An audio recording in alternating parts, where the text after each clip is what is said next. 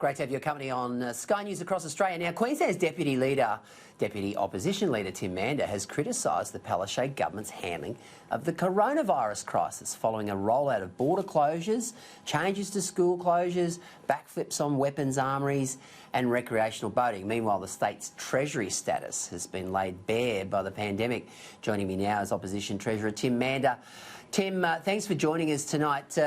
You've been sort of accusing the government, I guess, of mixed messaging. Take us through that. Yeah, thanks, Peter. Well, let me state from the start that we have adopted a bipartisan approach to making sure that we keep Queenslanders healthy. And so the government has had our support with all the initiatives that they've introduced, but it's important as well that they remain accountable, and the opposition needs to play its role in asking the right questions and critiquing some of the decisions that have been made. The biggest issue that we have is the communication often is inconsistent, and that is confusing people. Now, my electorate office, like many other MPs' electorate offices, are being inundated with calls from the general public who are seeking clarification about things. So, for example, according to the Premier, it's not safe for Parliament to meet, but it's safe for millions of people to go out and vote. The border closure was announced by the border closures were announced by Twitter without any detail at all until another 24 hours later, and the borders are quite chaotic at the moment. It's very, very confusing what's happening. We don't know if you're allowed to go out in a tinny to go fishing. We were told that only one person could go and visit a household, and now it's two.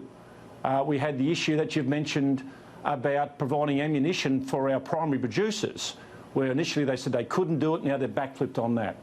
So, Peter, the government does have our support with regards to making sure that we keep Queenslanders safe.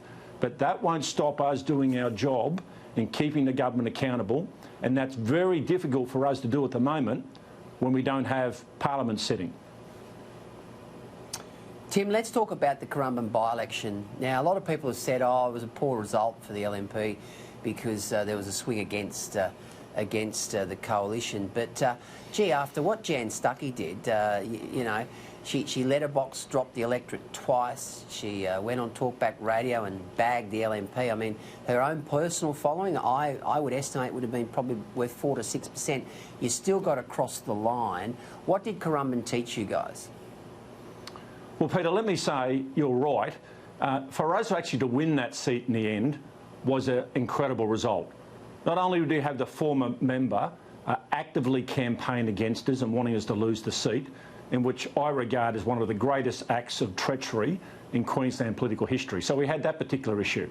We also had a very low voter turnout, and many of those people that didn't come out to vote would have been older people that were concerned about their health, and generally speaking, older people seem to lean more our ways than they do to lean towards Labor.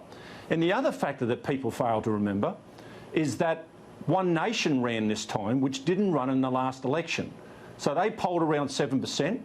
The preferences flowed to us about 65% of theirs. So you could say that 4% of that vote was our vote as well. The reason we succeeded is that we had an outstanding candidate who concentrated not only on those peripheral issues, but on the issues that Gold Coasters are concerned about, and that's about escalating crime and about fixing this blasted M1, which is causing so much trouble.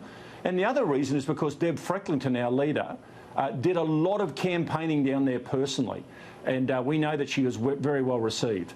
So we're delighted with the result. We're delighted that Laura was re-elected. Let me tell you another fun fact as well, Peter.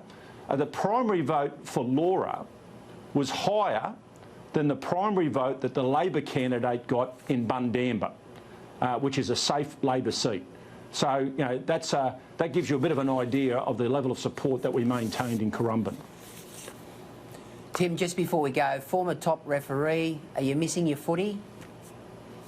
I'm missing it desperately, mate. I'm watching replays on TV, and I'm going stark raving mad, actually. I mean, I don't know about you, but the days are sort of, it's hard to work out what day it is. With Easter coming across, it doesn't feel that way. Look, I want the footy to start back again. I just hope that they don't raise expectations that can't be met. We got deluded, I think, last time when we felt we might have had a grand final here in Brisbane. They're now talking about this best-of-3 grand final series, which, mate, I think won't happen. And it concerns me that the expectations have been raised again, and we'll be disappointed. But we want to see the footy back. Let's get it back as quickly as we can. Tim Mander, thanks for joining us tonight. Really appreciate it. You're welcome, mate.